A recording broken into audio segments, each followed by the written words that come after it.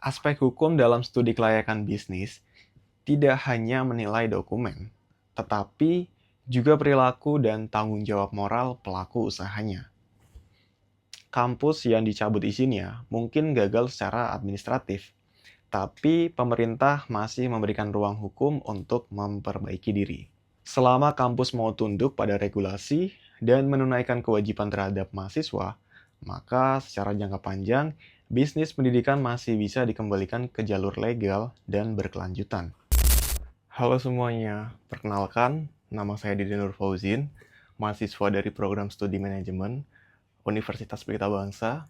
Nah, pada kesempatan kali ini, saya akan membahas studi kelayakan bisnis dari sudut pandang aspek hukum, kemudian dengan studi kasus yang diambil dari video redaksi Trans 7 2 tahun yang lalu dengan judul Mahasiswa Resah, Izin Kampus yang Dicabut. Nah, kasus ini menarik banget ya, karena memperlihatkan bagaimana sebuah lembaga pendidikan yang tampaknya berjalan normal ternyata memiliki masalah serius dari sisi legalitas dan perizinannya. Dan akibatnya, kampus tersebut akhirnya dicabut izin operasionalnya oleh pemerintah. Dan mahasiswa yang sudah berkuliah selama beberapa semester menjadi korban dari ketidakpastian hukum yang ada. Kemudian di sini kita akan membahas secara mendalam. Yang pertama, ada latar belakang dan ringkasan dari kasusnya. Kemudian yang kedua ada pengertian aspek hukum dalam studi kelayakan bisnis. Yang ketiga ada analisis aspek hukum berdasarkan fakta kasus ini. Yang keempat ada risiko dan dampak hukumnya. Kemudian yang terakhir ada rekomendasi perbaikan dan kesimpulan yang ada. Kemudian kita masuk ke ringkasan kasusnya terlebih dahulu. Dalam video yang ada, dijelaskan bahwa sejumlah mahasiswa di sebuah perguruan tinggi merasa kecewa dan khawatir karena kampus tempat mereka kuliah secara tiba-tiba dicabut izin operasionalnya oleh Kementerian Pendidikan, Kebudayaan, Riset, dan Teknologi. Pencabutan izin ini menyebabkan semua kegiatan akademik dihentikan sementara dan mahasiswa kehilangan kepastian status kuliahnya. Menurut pemberitaan, alasan dicabutnya perizinan ini adalah antara lain yang pertama, tidak terpenuhinya standar minimum dosen tetapnya. Yang kedua, tidak adanya laporan keuangan dan transparansi. Kemudian yang ketiga ada tidak adanya akreditas aktif atau BAN PT. Dan yang terakhir, pelanggaran terhadap aturan pendidikan program perguruan tinggi swastanya. Dari poin-poin tersebut menunjukkan bahwa dari sisi hukum, kampus tersebut tidak memenuhi kelayakan administratif dan legal yang dipersyaratkan oleh pemerintah. Dampaknya sangat besar, ribuan mahasiswa kehilangan hak akademiknya. Sebagian terancam gagal lulus, bahkan ada yang kesulitan memindahkan data akademik ke kampus yang lain. Kemudian kita masuk ke bagian 2, yaitu pengertian aspek hukum dan studi kelayakan bisnis. Sebelum masuk ke analisis, kita pahami dulu apa itu studi kelayakan bisnis dari aspek hukum. Dalam dunia bisnis, studi kelayakan dilakukan untuk menilai apakah suatu usaha layak dijalankan, ditinjau dari berbagai aspek. Seperti yang pertama ada aspek pasar dan pemasaran. Kemudian yang kedua ada aspek teknis dan operasionalnya. Yang ketiga tentunya ada aspek keuangan, kemudian ada aspek manajemen dan sumber daya manusianya, serta yang terakhir aspek hukumnya. Nah, untuk aspek hukum berfokus pada pertanyaan nih, apakah usaha ini telah sesuai dengan peraturan perundang-undangan yang berlaku dan memiliki perlindungan hukum yang kuat untuk semua pihak yang terlibat? Tujuan adalah agar bisnis berjalan secara sah, aman, dan berkelanjutan tanpa melanggar hukum. Nah, beberapa indikator kelayakan hukumnya meliputi yang pertama, bentuk badan hukum usaha yang jelas dan sah, misalnya PT, CV, koperasi, atau yayasan. Kemudian, yang kedua ada legalitas untuk dokumennya. Seperti apa aja? Ada akta pendirian, NPWP, izin operasional, dan perizinan tambahannya. Kemudian, poin ketiga ada perjanjian dan kontrak yang melindungi hak pihak-pihak yang terkait. Kemudian yang nomor 4, ada kepatuhan terhadap peraturan sektor usaha. Misalnya di bidang pendidikan, di bidang kesehatan, ataupun perdagangan memiliki peraturan masing-masing di bidangnya. Nomor 5, ada perlindungan konsumen sebagai pihak yang menerima jasa. Jadi dari aspek-aspek ataupun dari kasus ini, karena kampus merupakan badan usaha di bidang pendidikan, maka aspek hukum sangat menentukan apakah lembaga tersebut layak secara legal untuk menjalankan kegiatan pendidikan tingginya ataupun tidak. Sekarang kita analisis aspek hukum kasus kampus. Kita masuk ke analisis pertama mengenai status badan hukum. Kampus swasta biasanya beroperasi di bawah yayasan pendidikan. Berdasarkan Undang-Undang Nomor 16 Tahun 2001, UU Nomor 28 Tahun 2004 tentang yayasan, setiap yayasan harus memiliki yang pertama, ada akta pendirian notaris. Kemudian, yang kedua, ada pengesahan dari Kementerian Hukum dan HAM. Kemudian, ada tujuan sosial atau pendidikan yang jelas. Dan yang terakhir, tidak boleh digunakan untuk kepentingan pribadi atau komersial. Nah, jika yayasan tersebut disalahgunakan untuk kepentingan pribadi, pemilik, atau tidak memiliki pengesahan hukum yang sah, maka operasionalnya dapat dianggap ilegal. Dalam kasus ini, indikasi adanya penyimpangan pengelolaan yayasan menjadi alasan kuat untuk dicabutnya izin yang ada. Kemudian, izin operasional dan akreditasi. Kampus yang sah pada dasarnya harus memiliki yang pertama izin pendirian perguruan tinggi dari Kemendikbud-Ristek. Nah, yang kedua, izin operasional program studi atau prodi. Dan yang terakhir, ada akreditasi aktif dari BAN-PT atau LAM. Pencabutan izin menunjukkan bahwa kampus telah gagal memenuhi kewajiban hukum tersebut. Hal ini bertentangan dengan pasal 60 ayat 1 UU Nomor 12 Tahun 2012 tentang pendidikan tinggi, yang menyatakan bahwa penyelenggaraan pendidikan tinggi harus memenuhi standar nasional pendidikan tinggi. Artinya, dari sisi studi kelayakan bisnis, kampus tersebut tidak layak secara hukum karena tidak memenuhi izin operasional dan akreditasi yang sah. Yang ketiga, tanggung jawab hukum terhadap mahasiswa. Mahasiswa merupakan pihak yang membayar jasa pendidikan.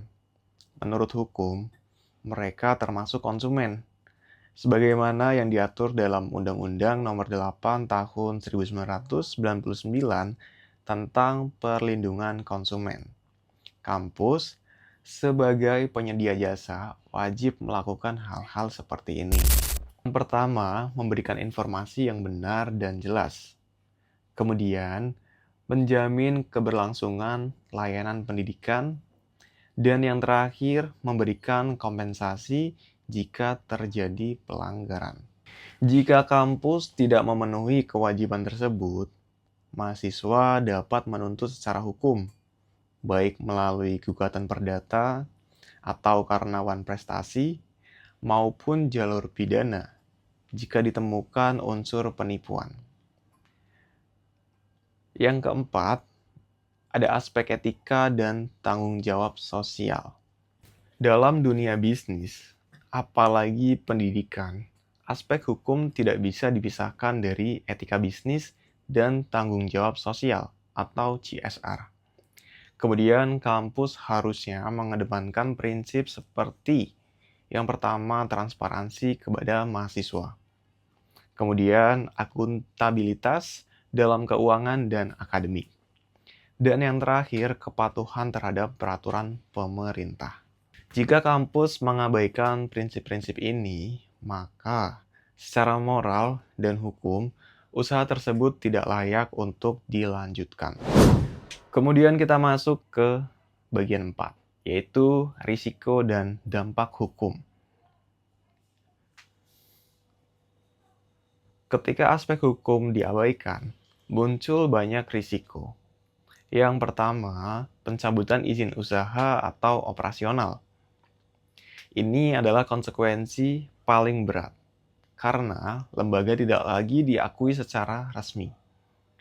Kemudian, kerugian bagi mahasiswa atau sebagai konsumen.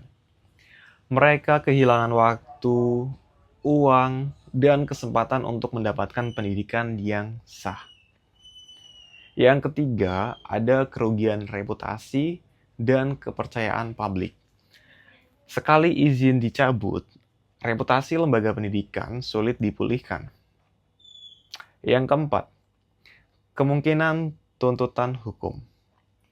Pengelola kampus bisa digugat oleh mahasiswa secara perdata atau bahkan pidana jika ada indikasi penipuan. Yang terakhir, ketidakberlanjutan bisnis.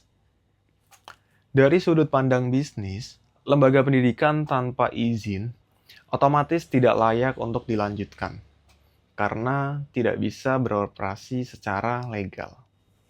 Nah, kita masuk ke bagian kelima, yaitu rekomendasi dan solusi. Agar bisnis di bidang pendidikan tetap layak secara hukum, ada beberapa langkah yang bisa dilakukan. Yang pertama, perbaiki struktur hukum dan legalitas dari yayasannya. Pastikan semua dokumen yang legal ya, baik seperti akta pendirian, izin operasional, dan SK pengesahan diperbarui dan sesuai peraturan yang terbaru. Kemudian penuhi standar nasional pendidikan tinggi. Pihak kampus wajib memenuhi syarat minimum seperti jumlah dosen tetap, fasilitas belajar, kurikulum, dan tata kelola keuangan. Yang ketiga, tingkatkan transparansi kepada mahasiswa. Sampaikan secara terbuka kondisi akreditasi dan status izin kampus agar mahasiswa tidak dirugikan. Yang keempat, lakukan audit hukum dan audit internal.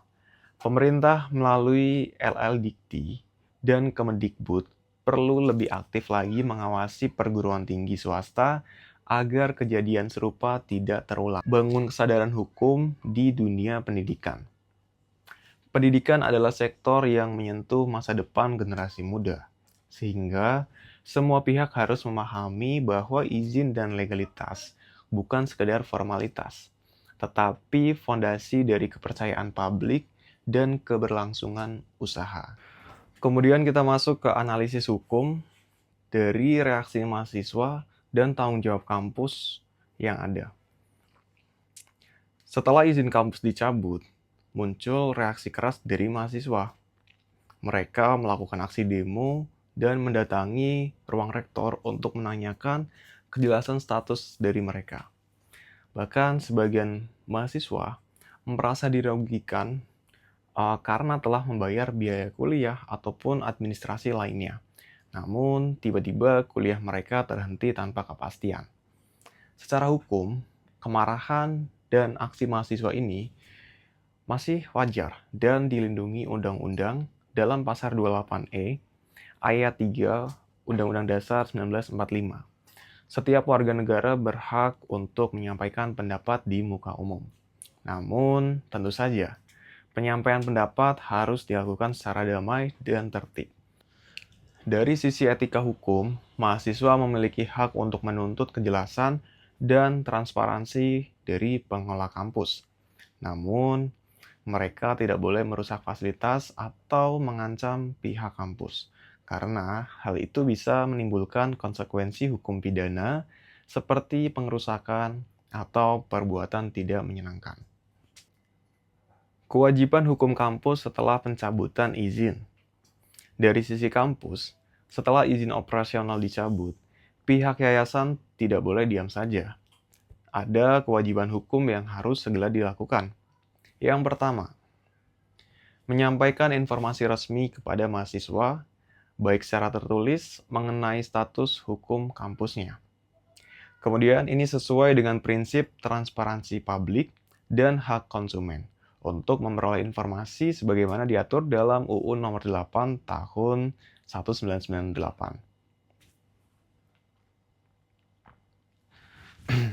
Yang kedua, memfasilitasi pemindahan mahasiswa ke perguruan tinggi yang lain dan diakui oleh Kemendikbud.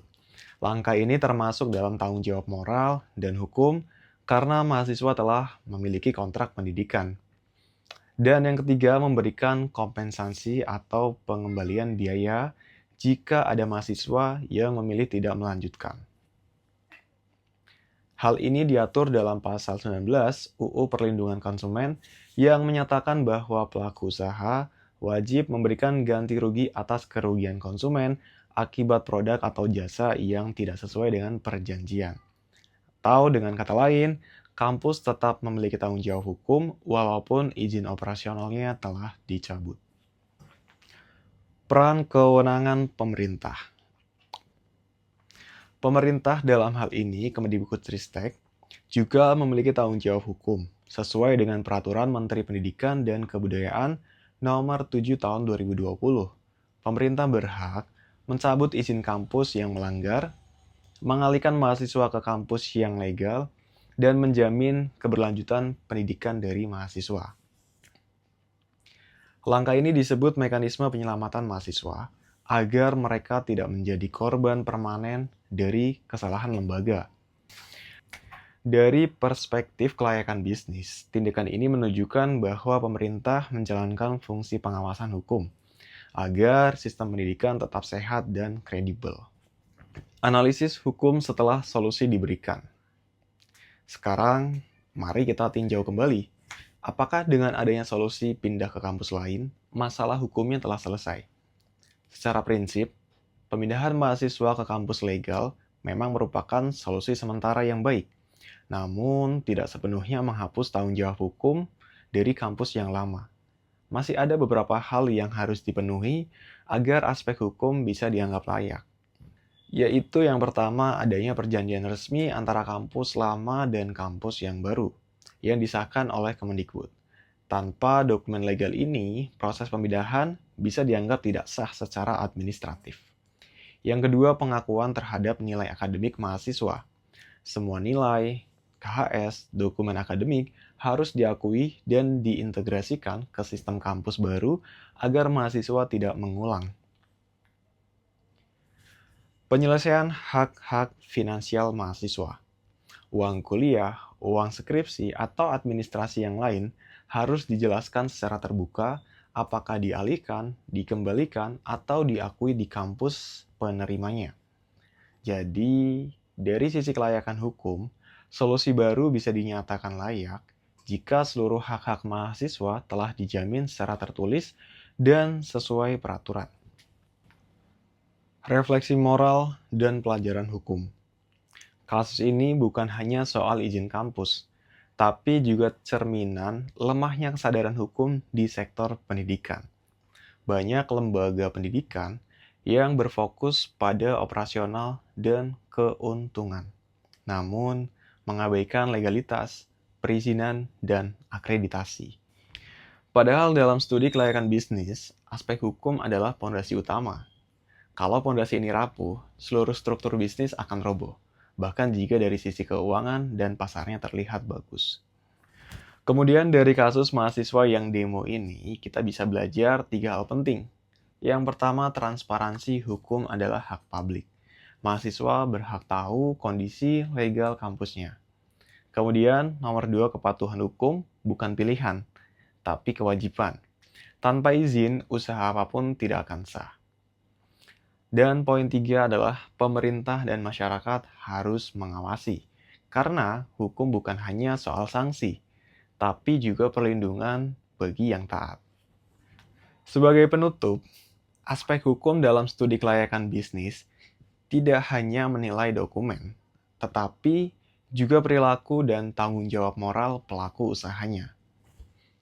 Kampus yang dicabut izinnya mungkin gagal secara administratif, tapi pemerintah masih memberikan ruang hukum untuk memperbaiki diri. Selama kampus mau tunduk pada regulasi dan menunaikan kewajiban terhadap mahasiswa, Maka secara jangka panjang, bisnis pendidikan masih bisa dikembalikan ke jalur legal dan berkelanjutan. Dari sisi mahasiswa, peristiwa ini mengajarkan arti penting literasi hukum, bahwa kita tidak boleh hanya percaya pada nama besar lembaga, tapi juga harus paham status izinnya di Kemendikbud. Jadi, kelayakan bisnis dari aspek hukum bukan hanya soal memenuhi aturan, tetapi soal bagaimana hukum dijadikan nilai dasar dalam menjalankan usaha yang adil dan bertanggung jawab. Terima kasih sudah menyimak sampai akhir. Semoga analisis tambahan ini bisa memperkaya pemahaman kita bersama tentang pentingnya aspek hukum dalam dunia bisnis dan pendidikan. See you next time.